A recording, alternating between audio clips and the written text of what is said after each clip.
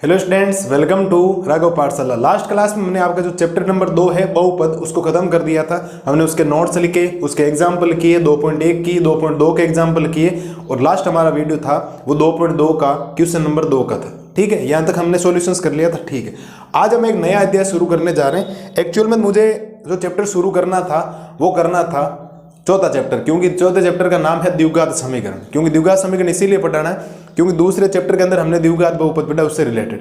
But एक बार के लिए वो छोड़ते हैं, लगातार ही लेते हैं। लगातार चैप्टर है तीसरा चैप्टर क्या कहता है, नाम क्या है, दो चर वाले रेखिक समीकरण युग्म।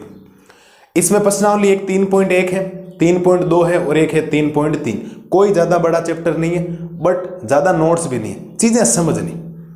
3.1 के अंदर हमें ग्राफ बनाना है, संगत क्या होता है, असंगत क्या होता है, प्रतिच्छेदी क्या होता है, समांतर रेखाएं क्या होती है, संपाती रेखाएं क्या होती है, उनके अनंत हल कैसे निकलते हैं, एक हल कैसे निकलता है, कोई हल कैसे नहीं निकलता है। ठीक है, इस बारे में हमें चर्चा करनी। इस बारे में चर्चा करने के बाद आपको कुछ चीजें समझनी है और एक आपको 3.2 के अंदर प्रतिस्थापन विधि सीखनी है और 3.3 के अंदर आपको विलोपन विधि सीखनी। एक्चुअल में प्रतिस्थापन और विलोपन काम कैसे करती, उसके अकॉर्डिंग आपको काम करना है। ठीक है सर, ये भी कर लेंगे। बेसिक चीजें, एक टेबल है जो आपको याद करनी। उससे पहले मैं कुछ आपको बातें बताता हूं।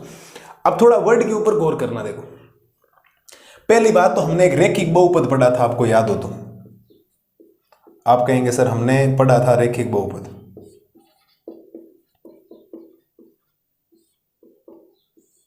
क्या हमने पढ़ा रेखिक बहुपद? आप कहेंगे सर बिल्कुल पढ़ा था रेखिक बहुपद। क्या होता है बेटा रेखिक बहुपद? जिसमें चर की घात कितनी हो, एक। चर की अधिकतम घात कितनी हो, एक हो।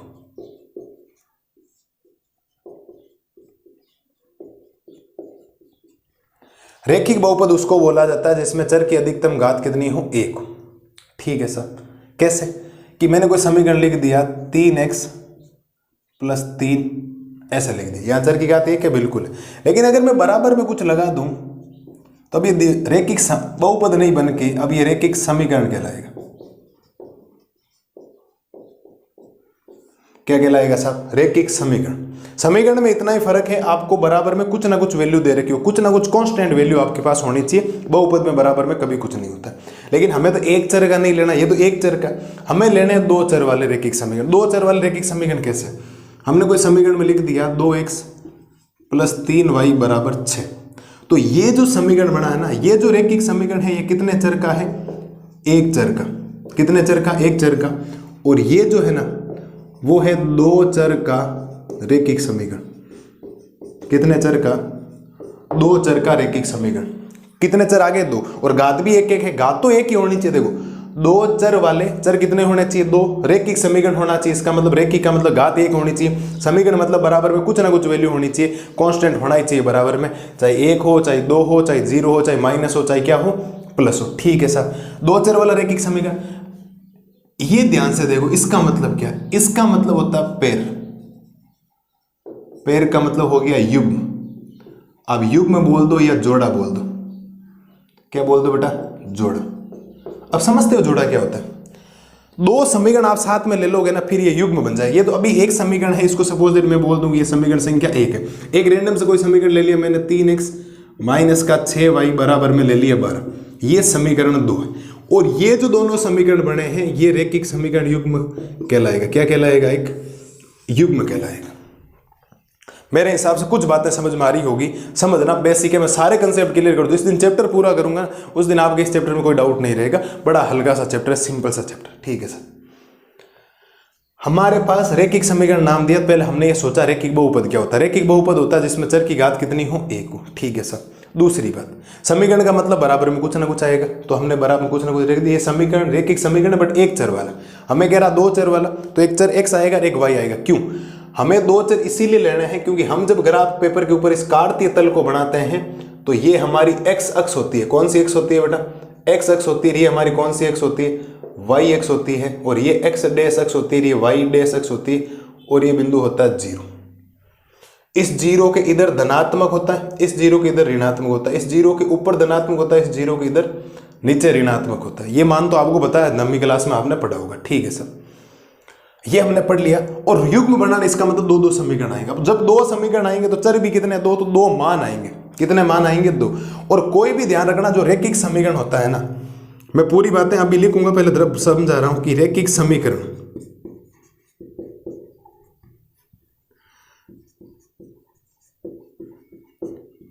रैखिक समीकरण का व्यापक जो रूप होता है, कौन सा रूप बेटा? व्यापक रूप होता है ax plus b y plus c बराबर 0। यह रैखिक समीकरण का एक व्यापक रूप होता है। और जहां आपको अक्सर ये क्या दिखाई दे रहा है, ये जो a है ना वो x का गुणांक है। किसका गुणांक है बेटा? x का गुणांक। और ये जो b है वो है y का गुणांक। किसका गुणांक बेटा? y का गुणांक। और c क्या है? अचर।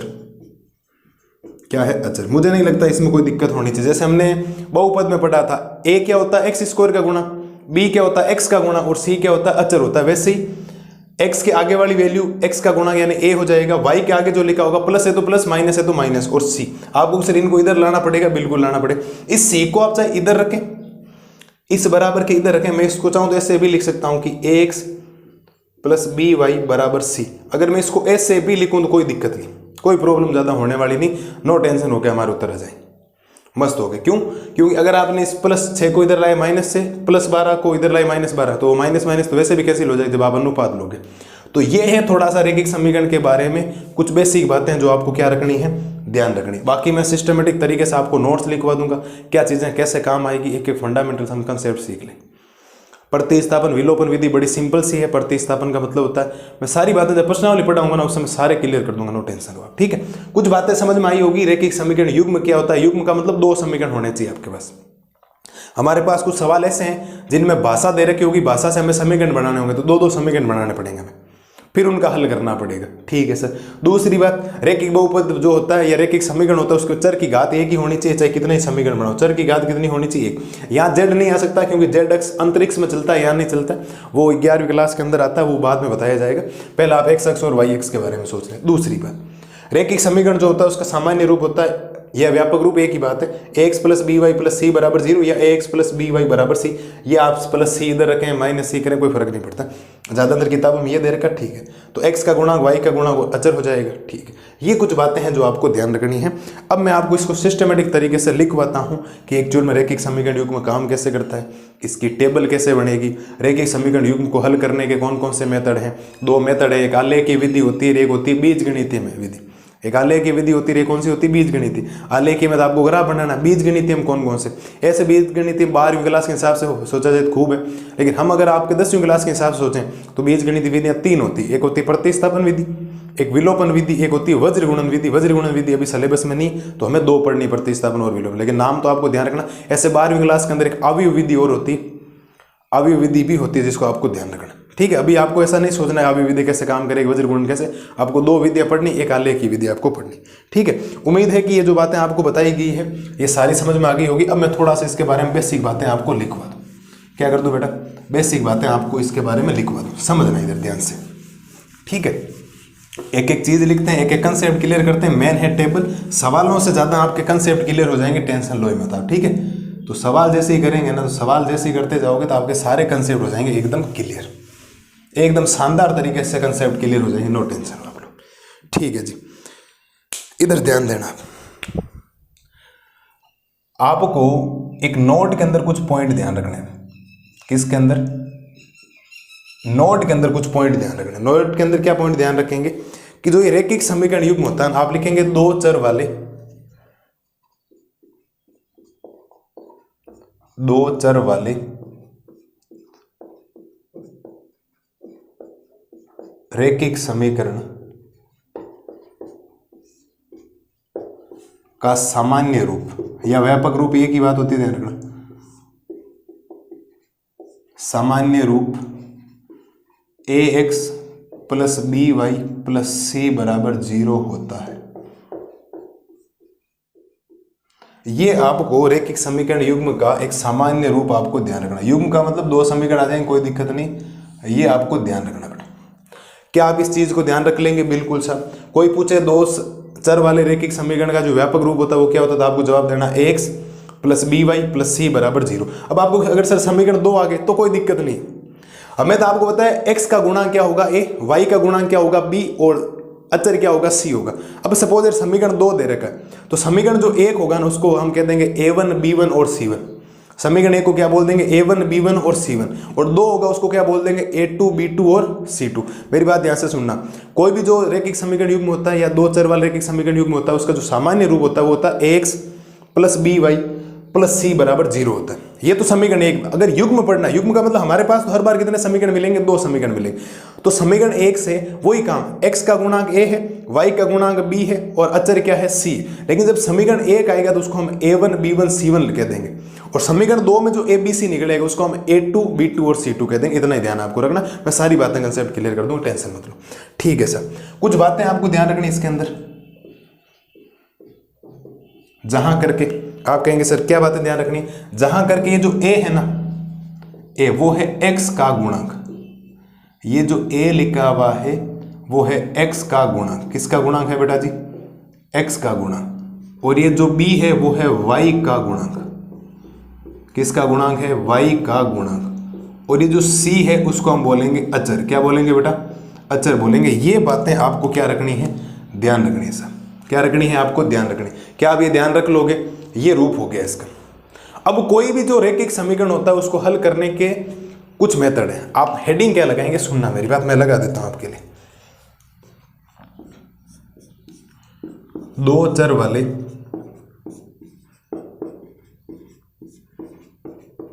चर वाले रैखिक समीकरण को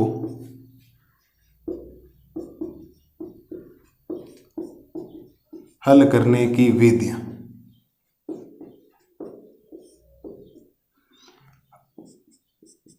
दो चर वाले रैखिक समीकरण को हल करने की विधि।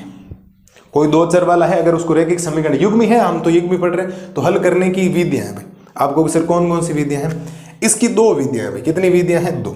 अब समझना 2 में कौन सी। पहली आपको याद रखनी है, आप चाहे उसको आलेख की विधि बोल दें,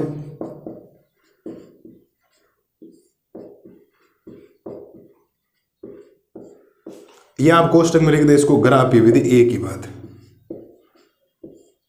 ये हमें 3.1 प्रश्नावली के अंदर पढ़नी है। रैखिक समीकरण युग्म को जो हल करने का पहला मेथड है वो है आलेखीय विधि यानी कि ग्राफीय विधि। ठीक है साहब। दूसरी विधि क्या है, दूसरी विधि है आपके बीजगणितीय विधि।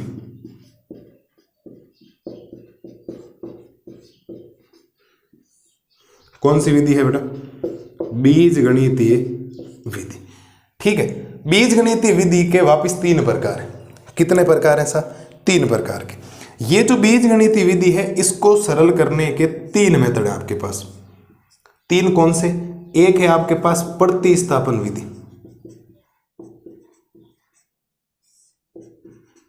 कौन सी विधि साहब, प्रतिस्थापन विधि। एक है आपके पास विलोपन विधि। कौन सी विधि, विलोपन विधि। और एक है आपके पास वज्र गुणन विधि। कौन सी विधि, वज्र गुणन विधि। ये आपके पास 3 विधियों के नाम आपको ध्यान रखना है। मैं वापस कुछ बातें रिपीट कर दूं आपके लिए। मैंने बेसिक शुरुआत कर दी है, थोड़ी सी बातें सुनना, मैं सारी बातें वापस वैसे भी रिपीट करने वाला हूं, समझना। आपको क्या ध्यान रखना है कि कोई भी जो रैखिक समीकरण युग्म होता है उसका जो व्यापक रूप होता है वो होता है ax plus by plus c बराबर 0। a x का गुणांक है, b y का गुणांक है और c अचर है। ठीक है सर। समीकरण 2 आगे तो पहले वाले को a1 b1 c1 कह देंगे, वो है ही वही भाई। पहले वाले समीकरण में x के आगे वाला a1 हो जाएगा, y के आगे वाला b1 हो जाएगा, अचर c1 हो जाएगा। समीकरण 2 में x के आगे वाला a2 हो जाएगा, y के आगे वाला b2 हो जाएगा और बाकी जो अचर हो गया वो c2 हो जाएगा। ये बात आपको ध्यान रखनी। ठीक है, अब ये c चाहे बराबर के इधर हो चाहे इधर हो, कोई फर्क नहीं पड़ता है। 2 बातें ध्यान रखना। अगर हमें ग्राफ बनाना है, क्या बनाना, ग्राफ बनाना, आलेख की विधि अगर लगानी किसी सवाल में तो फिर हमें c उधर रखना पड़ेगा। वो मैं सारे फॉर्मेट आपको जब क्वेश्चंस करवाऊंगा, उदाहरण करूंगा, सारी चीजें क्लियर कर दूंगा आपके लिए। ठीक है। दूसरी बात, लेकिन c कभी इधर भी रखना पड़े कभी उधर भी रखना। ग्राफ में उधर रखना, बाकी में इधर रखना, कोई फर्क नहीं पड़ता। अगर उधर है तो उधर ही रखो, इधर है इधर ही रखो। और ग्राफ के लिए आपको ट्रांसफर करना मैं बता दूं। ठीक है, ये सामान्य रूप हो गया। जो 2 चर वाले रैखिक समीकरण युग्म होता है उसको हल करने के 2 मेथड हैं। एक है उसको आलेखीय यानी ग्राफीय विधि से कर सकते हैं, और एक है बीजगणितीय विधि। आलेखीय विधि का मतलब होता है उसके अंदर आपको ग्राफ बनाना पड़ेगा, एक्स अक्ष पर कोई बिंदु रखना पड़ेगा, वाई अक्ष पर कोई बिंदु रखना पड़ेगा, बिंदु काम कैसे करते हैं, काम को कौन सा बिंदु काम पे होगा, मैं सारी बातें आपको बता दूं। दूसरी बात, दूसरा जो मेथड होता है वो होता है बीजगणितीय विधि। किसी भी रैखिक समीकरण को हल करने के दूसरा जो मेथड है वो है बीजगणितीय विधि। बीजगणितीय विधि के अंदर ऐसे तो खूब सारे मेथड है, ठीक है, लेकिन हमारे जो सिलेबस में वो तो एक्चुअल में दो ही है, प्रतिस्थापन और विलोपन। आपको बीजगणितीय विधि में 3 मेथड के नाम याद रखने, प्रतिस्थापन विधि, विलोपन विधि और वज्रगुणन विधि। ऐसे 12वीं क्लास के अंदर एक आव्यूह विधि भी और चलती है, आपको उससे कोई लेना देना नहीं, आपको आव्यूह विधि अभी नहीं करनी, ठीक है। 12वीं क्लास के अंदर अगले साल मैथ लोगे, और लोगे मैथ तो बिल्कुल है ना, ऐसी मैथ पढ़ा दूंगा आपको, मैथ से प्यार हो जाएगा, तो मैथ तो लेनी है आपको, ठीक है सर। तो 3 विधियां आपको याद रखनी, आलेखीय विधि है और एक बीजगणित। कोई पूछे कि रैखिक समीकरण युग्म को हल करने की कितनी विधियां होती है, तब उत्तर देना 2, आलेखीय विधि, बीजगणितीय विधि। कोई पूछे कि रैखिक समीकरण युग्म को हल करने के बीजगणितीय विधियां कितनी होती, तब उत्तर देना 3, प्रतिस्थापन, विलोपन, वज्रगुणन। प्रतिस्थापन, विलोपन और वज्रगुणन, मुझे नहीं लगता कोई दिक्कत। ये देखो 3.1 पढ़ना है इसके अंदर, ये 3.2 है और ये 3.3 है, ये अभी हटा दी गई, पहले एनसीईआरटी में चलती थी। जो नई एनसीईआरटी गवर्नमेंट ने लागू की है 30% सिलेबस कटा के, उसके अंदर वज्रगुणन विधि का नाम नहीं है, तो आपको नहीं पढ़ना, लेकिन नाम याद रखना, एनसीईआरटी में नाम इसका दे रखा। कोई पूछ ले आपसे कि कितने प्रकार से हल किया जा सकता है बीजगणितीय विधि को, तो उत्तर देना 3, प्रतिस्थापन, विलोपन और वज्रगुणन विधि। तो ये कुछ बेसिक बातें हैं 2 चर वाले रैखिक समीकरण की जो आपको ध्यान रखनी है। कुछ बातें मैं आपको ग्राफ के लिए बता दूं कि ग्राफ के लिए क्या बातें ध्यान रखनी, मैं मिटा दूंगा एक बार तो आप समझना। होता क्या, किसी बिंदु के जो निर्देशांक होते हैं, चलो आप नोट में लिख ही लो, 2-4 बातें आपको बता दो। नोट के अंदर कुछ पॉइंट क्या ध्यान रखना है आपको कि किसी बिंदु के निर्देशांक, किसी बिंदु के निर्देशांक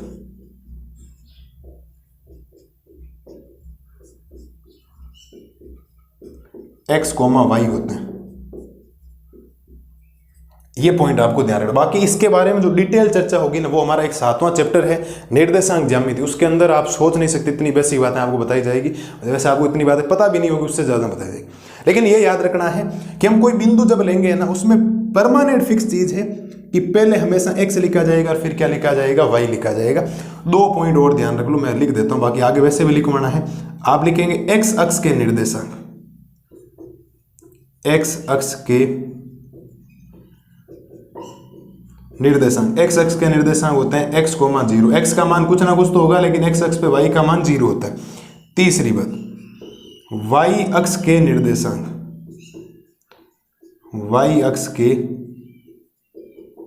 जो निर्देशांक होते हैं वो होते हैं 0, y, y, 0 मत कहते ना, पहले x आएगा बेटा, ध्यान रखना, ठीक है। एक चौथा पॉइंट और याद रख लो, हो मूल बिंदु के निर्देशांक,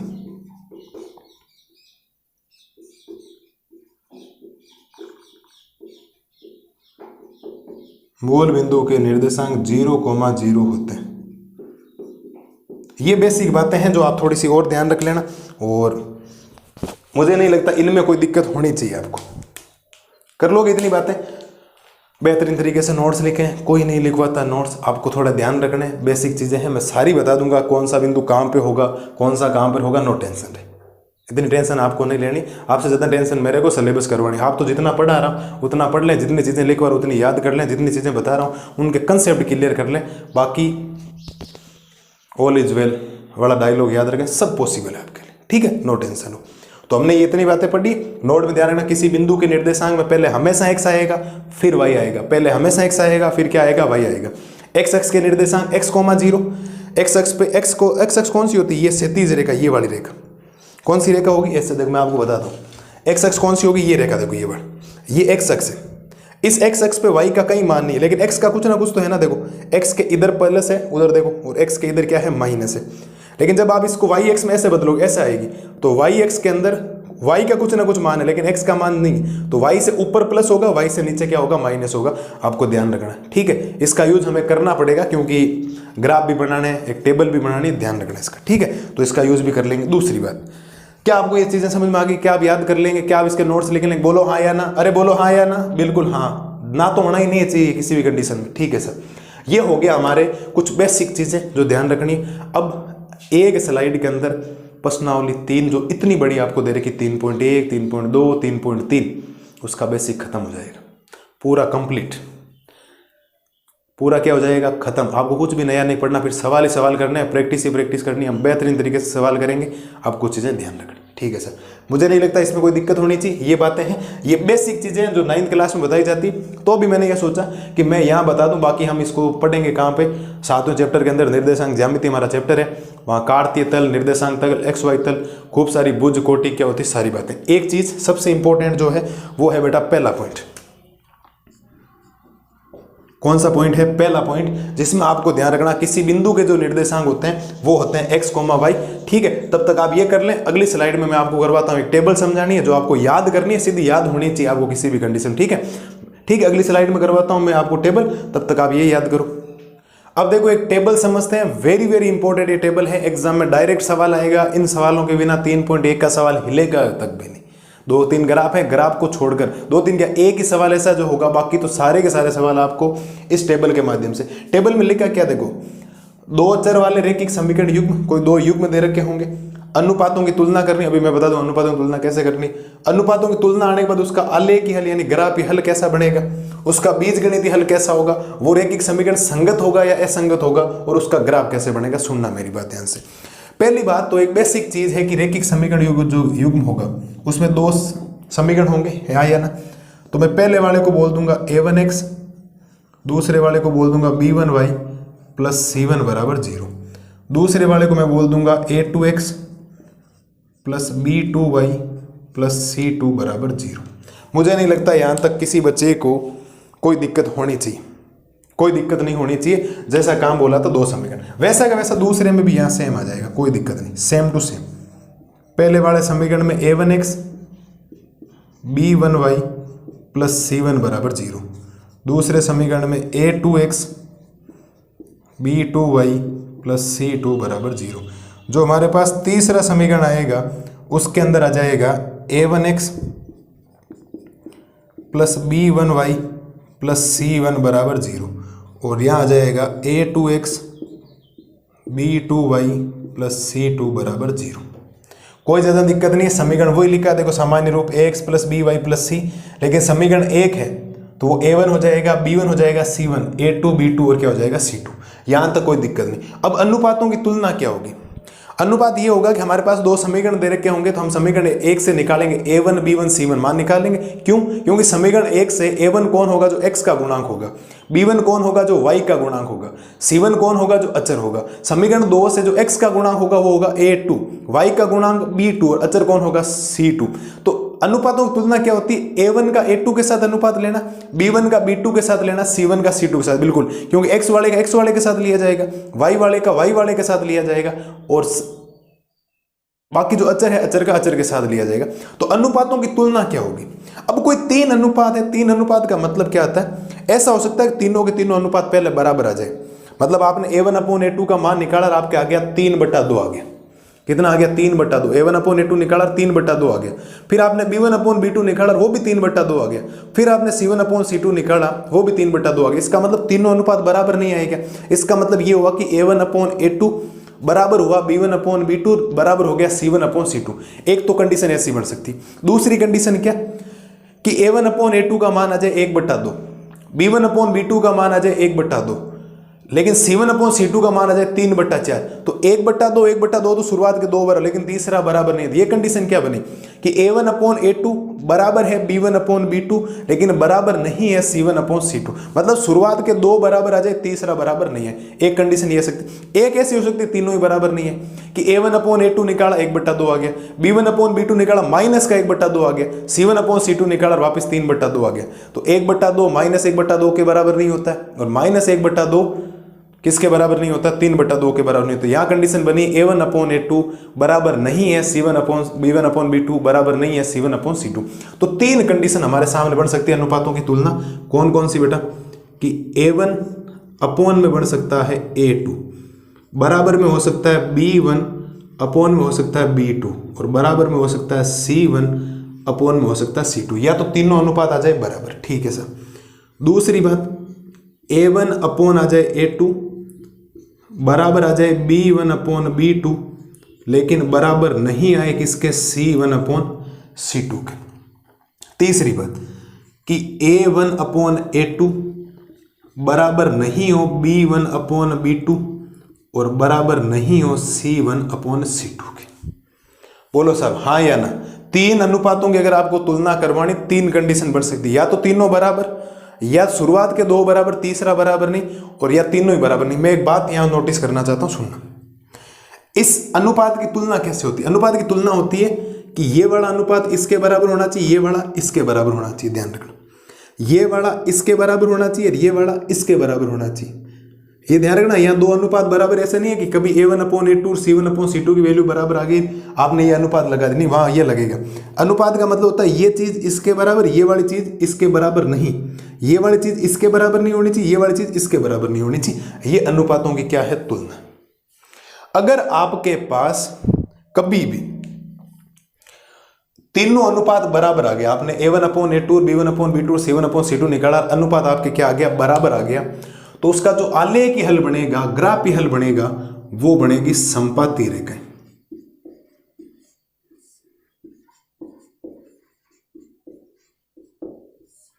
बोलो सर, बात पल्ले पड़ी या नहीं पड़ी? अगर तीनों अनुपात बराबर आए तो संपाती रेखाएं बनेगी। ये टेबल आपको याद करनी है जैसे जैसे लिखवा रहा हूं, ये इंपॉर्टेंट नहीं है, तो समीकरण अलग आएंगे। ये अनुपात बराबर, तीनों अनुपात बराबर, तो उनका जो आलेख हल बनेगा संपाती रेखाएं बनेगा। ठीक है सर। अगर दो अनुपात बराबर, तीसरा बराबर नहीं है, तो वो रेखाएं बनेगी समांतर। कौन सी रेखाएं बनेगी साथ? समांतर रेखाएं। आगे बात समझ में? अगर तीनों अनुपात बराबर नहीं है तो रेखाएं बनेगी प्रतिच्छेदी रेखाएं। कौन सी रेखाएं बनेगी साहब? प्रतिच्छेदी रेखाएं। क्या आपको ये बात समझ में आ गई क्या? अभी मैं पहले इनके ग्राफ बताऊंगा, फिर ये बताऊंगा, टेंशन मत लो। पहले ग्राफ करेंगे, इसके ग्राफ जरूरी। आपको चीज ध्यान रखनी, आपने अनुपातों की तुलना की, आपके तीनों अनुपात बराबर आ सकते हैं, शुरुआत के दो अनुपात बराबर है, तीसरा अनुपात बराबर नहीं है, या तीनों अनुपात बराबर नहीं है। अगर तीनों अनुपात बराबर है तो उसका आलेखी हल बनेगा संपाती रेखाएं। दो अनुपात बराबर है, तीसरा अनुपात बराबर नहीं है, तो वो बनेगी समांतर रेखाएं। तीनों अनुपात बराबर नहीं है तो वो बनेगी आपके प्रतिच्छेदी रेखाएं। इस बात का ध्यान रखना। अब चलो साहब इसका थोड़ा सा ग्राफ बनाते हैं, सुनना मेरी बात ध्यान से। ग्राफ कैसे बनेगा, मुझे एक बात बताओ। ये ग्राफ में x अक्ष होती, ये x डैश होती, ये y होती, और ये होती y डैश, और ये हो गया। मैं तीनों एक बार बना देता हूं तीनों के लिए। x, x डैश, y और y डैश, इधर भी तीनों बना देता हूं। ये y, ये y डैश, ये x और ये x डैश, ये मूल बिंदु, और यहां पर भी ये मूल बिंदु। अब एक बात बताता हूं, संपाती रेखाएं होती क्या? देखो पहले मैं संपाती बात से पहले समांतर। समांतर क्या होता है? जो एक दूसरे को प्रतिच्छेद नहीं करे। भाई समांतर का मतलब होता है जो एक दूसरे को प्रतिच्छेद नहीं करे। सपोज दैट एक रेखा है यहां से निकल जाए और दूसरी रेखा यहां से निकल जाए। ये रेखा L1 मान लो और ये रेखा कौन सी मान लो? L2। ये समांतर रेखाएं प्रतिच्छेद कर रही है क्या? कहीं पर नहीं। प्रतिच्छेद क्या होगी? जो प्रतिच्छेद करनी चाहिए। सपोज दैट एक रेखा आपके पास L1 यहां से निकल गई और दूसरी रेखा आपने यहां से निकाल दी, ये है L2। तो ये एक बिंदु पर प्रतिच्छेद कर रही है। देखो यहां पर कहां पे कर रही है? एक बिंदु पर प्रतिच्छेद करेगी। संपाती का मतलब क्या होता है? वो रेखा उसी के ऊपर आ जाए। कैसे? कि सपोज दैट एक रेखा आपने यहां बनाई, ये L1 रेखा है, तो दूसरी रेखा भी इसके ऊपर बना दो वापिस, ऐसे करके दूसरी रेखा भी इसके ऊपर। इस बात का ध्यान रखना। संपाती का मतलब होता है पूरा पूरा उसको ढक ले। जैसे ये मार्कर है ना, इस पूरे को ऐसे ऊपर ही आ जाए, एक के ऊपर एक आ जाए, तो ये संपाती रेखा है। समांतर क्या होगी? ये समांतर है भैया, और प्रतिच्छेदित काटनी चाहिए। तो हमने तीन चीजें पढ़ी। संपाती रेखाएं, चित्र ऐसा बनेगा, एक रेखा दूसरी रेखा को पूरा पूरा ढक ले। समांतर का मतलब जो प्रतिच्छेद नहीं करे, और प्रतिच्छेदी का मतलब एक जगह प्रतिच्छेद करेगी। अब ये जो बीजगणितीय हलन वो वहां से ग्राफ से निकल जाएगा। कैसे? कोई रेखाएं प्रतिच्छेद करेगी, सपोज दैट ऐसे ये प्रतिच्छेद कर रही है, तो इसका एक फिक्स बिंदु नहीं आएगा। कहीं ना कहीं वो प्रतिच्छेद कर रही है, उसका फिक्स मान आएगा। वो नीचे x में कहाँ प्रतिच्छेद कर रहा है, y की तरफ कहाँ कर रहा है, फिक्स बिंदु आएगा। लेकिन एक बात बताओ, आपने जब इसको संपाती रेखाएं बना, संपाती रेखाएं देखो यहाँ पर भी प्रतिच्छेद कर रही है, यहाँ पर भी प्रतिच्छेद कर रही है, यहाँ कर रही है, यहाँ पर कर रही है, यहाँ पर कर रही है, यहाँ पर कर रही है, यहाँ कहीं पर भी प्रतिच्छेद कर रही है, और रेखाएं अनंत हल तक जाती। डॉट डॉट तक आगे जा रही है। इसका मतलब इसका अगर कोई संपाती रेखाओं का अगर कोई बीजगणितीय हल पूछे तो आपको याद रखना इसके अनंत हल याद रखना। क्या याद रखना साहब कि इसके अनंत हल होंगे। अगर कोई रेखाएं संपाती है तो उसका बीजगणितीय हल होगा अनंत हल। दूसरा बात, समांतर में तो कोई हल आई ही नहीं, क्योंकि प्रतिच्छेद नहीं करेगी तब तक कोई हल नहीं मिलेगा। तो आप लिखेंगे कोई हल नहीं, कोई हल नहीं, समांतर में कोई हल नहीं। लेकिन प्रतिच्छेदी में एक हल आया ना, आप लिखेंगे केवल एक हल। इसका एक फेमस नाम है, बाद में लिखूंगा भी ना, केवल एक हल, और ब्रैकेट में याद रखना अद्वितीय हल।